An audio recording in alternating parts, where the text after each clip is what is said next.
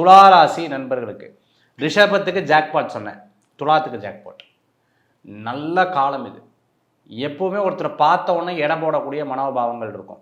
இவர்களுக்கு super time இது. இவங்க எப்படியுமே எப்படின்னு கேட்டிங்கன்னா 2 வீலர் வாங்கலான்ட்டு போய் 4 வீலர் வாங்கிட்டு வருவாங்க. 4 வீலர் வாங்கலான்ட்டு போய் ஒன்றுமே வாங்க வந்துடுவாங்க. நான் சொல்கிறது சம்மந்தமே இல்லாமல் போவாங்க, ஒரு வீடு வாங்கிட்டு வருவாங்க. பிறருக்காக ஏங்குவாங்க. இவங்க எதுக்கு வருத்தப்படுறாங்க, எதுக்கு சந்தோஷமாக இருக்காங்கன்னு கண்டுபிடிக்க முடியாது.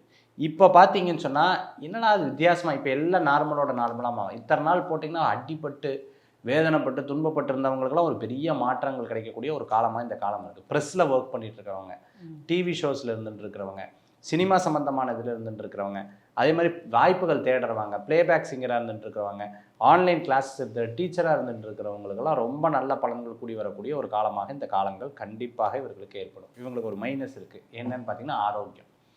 ஆரோக்கியமாக வேலையா இந்த மாதிரி இருக்கக்கூடிய வாய்ப்புகள் இருக்குது.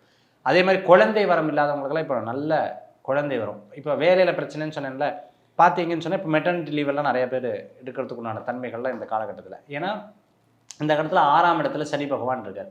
5ஆம் இடத்துல ராகு இருக்கங்காட்டி என்னன்னு கேட்டிங்கன்னா ஃபேமிலிக்குள்ளே கொஞ்சம் இஷ்யூஸ் வரும். ஃபேமிலிஸில் வந்து பார்த்தீங்கன்னு சொன்னால் இவங்க பேச்சை கேட்குறாங்க, இவங்க பேச்சை கேட்குறாங்க. யார் பேச்சையும் கேட்கக்கூடாது. மனசில் என்ன தோன்றது அப்படிங்கிறது எடுத்துக்கணும். அதே மாதிரி தெரியாத நபர்கிட்ட பழகக்கூடாது.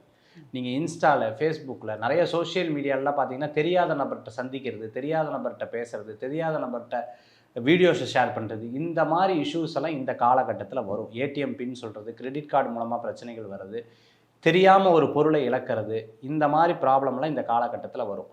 அதே மாதிரி தெரியாத நபர்கள் நன்றாக பேசுகிறார்கள் என்று சொல்லி எனக்கு அப்பா அம்மாவுக்கு மீறி இவங்க என்கிட்ட நல்லா பாசம் வச்சுருக்காங்க, அதெல்லாம் கிடையவே கிடையாது. பேச்சுக்கு வேண்டி யாரையும் நம்பக்கூடாத காலம் இந்த காலம் அப்படின்னு சொல்ல இந்த காலகட்டத்தில் வணங்கக்கூடிய தெய்வம் அஷ்டலட்சுமி வழிபாடு.